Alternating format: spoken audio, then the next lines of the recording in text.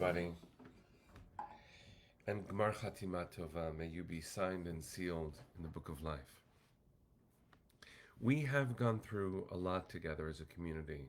For those who might be new, we began learning every morning at 9 o'clock on March 18th of 2020 as a response to the isolation of the pandemic, though we weren't using that language then. We didn't know how long it would last. We just knew that it was important to lift each other up. And so, as part of UJA's efforts to be in community, we created this new thing that is now a 4.5-year-old community of devoted, loving friends. It is broadcast 1,155. And through that, we have seen the world go through lots of revolutions, by which I mean turn over and over and over again. We begin every learning with a bracha for learning, la'asok b'divrei Torah, and then we say the words hafoch ba v'hafoch ba, turn it over and over again, meaning that when you turn Torah over and over again, new things emerge. It's one of the gifts of coming back and around to these Torah portions, and we have seen during the pandemic, during deep racial unrest in the United States, during a war in Iraq, during an insurrection in America, I said war in Iraq, war in Ukraine, during an insurrection in the United States, in response to the judicial overhaul attempts in Israel, and then in response to the unfathomable attack on Israel by Hamas and Hezbollah in October of 2023. I'm recounting all of this because through it all we've been stable as a community, and the world has not been stable as a world. And that tells us the purpose of community. And here we are, about to go right into Yom Kippur tonight. Let's be lighthearted for a second. Here I am. I'm part of the community. Every Friday for 4.5 years, almost every Friday, I've worn a white shirt, just to mark that it's Friday. Well, it is Friday, and it is Erev Yom Kippur, when we all wear white. I forgot. So lighthearted. It's fine. But I forgot. And isn't it beautiful that our community both holds the tradition and holds it lightly? Because these traditions are meant to cultivate a mindfulness, a connectedness. This moment is bigger than just what I choose to wear. I want to be part of this ancient, ongoing tradition with all of our customs, even the ones that we create together, are incredibly important. What do we do on Yom Kippur? Well, we spend a lot of time in prayer, in reflection, trying to commit once again to being our best selves, to reaching higher and higher. We say the words le'ela u'le'ela, higher and higher.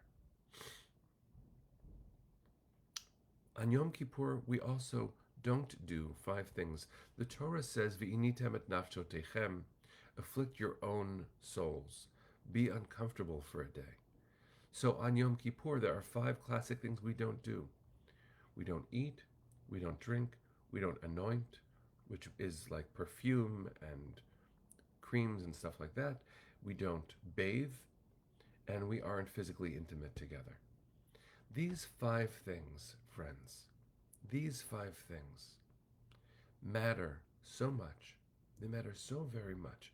Why? What are these 5 things that we're told not to do? Not to eat, drink, anoint, bathe, or share intimacy. Why? What do these 5 things represent? Well, part of the answer can actually be found within the white garment that we wear on Rosh Hashanah and Yom Kippur, the kittel. In some communities, it's just the religious leadership that wears the kittel, but in fact, it's a tradition that's available to everyone. Wearing white is one way of expressing it. Wearing a kittel is another way of expressing it. And within the tradition of wearing the kittel is something profound and a little bit heavy.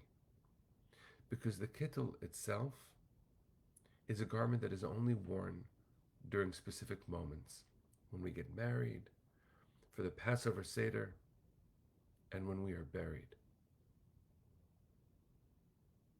And so that is a hint about what we are doing. Not eating, not drinking.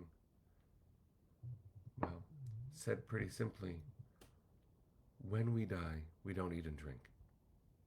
When we die, we're not anointed, we don't bathe, and we can no longer connect intimately. And that itself is an incredibly big and important moment.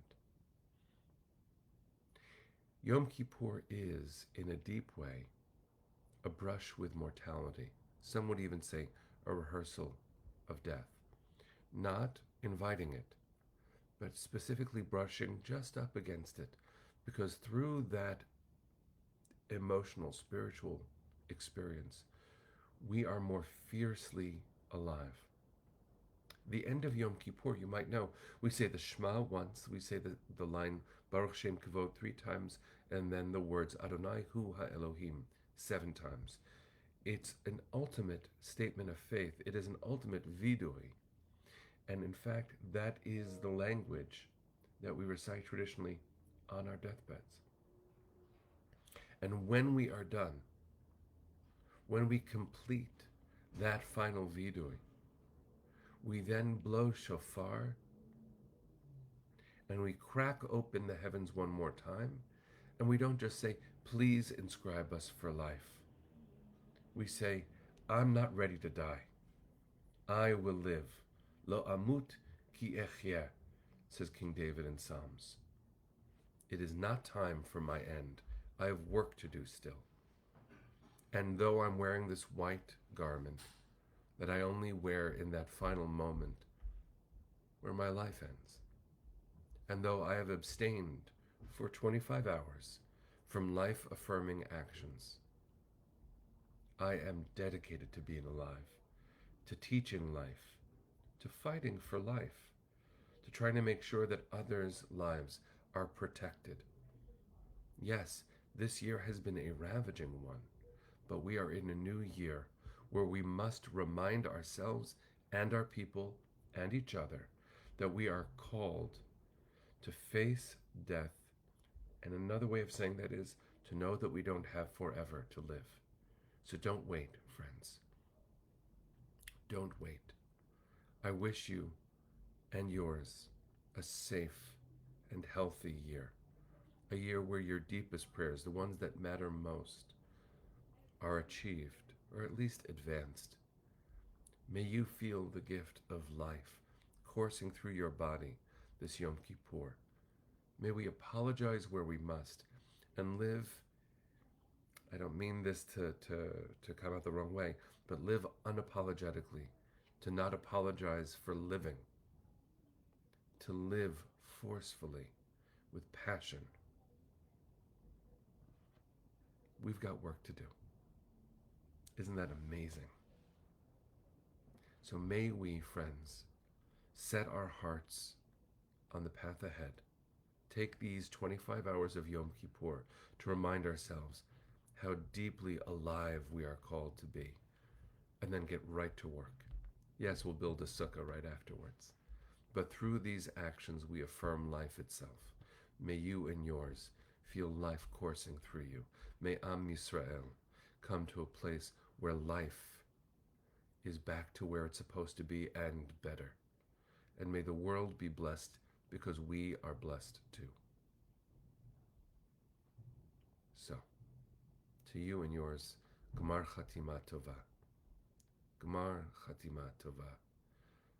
May you be signed and sealed for life. May you know that you have every right to demand to be written and sealed for life. Can't wait to see you on the other side, friends. Let's do the most life-affirming thing on the collective that we've got, which is to acknowledge that in a world that makes hope harder, we will work harder at hope. Kolon maleva penima nefesh Yehudi homia ולפתי מזרח קדימה, עין לציון סופיה. לא אבדה תקוותנו, התקווה בת שנות 2000, להיות עם חופשי בארצנו,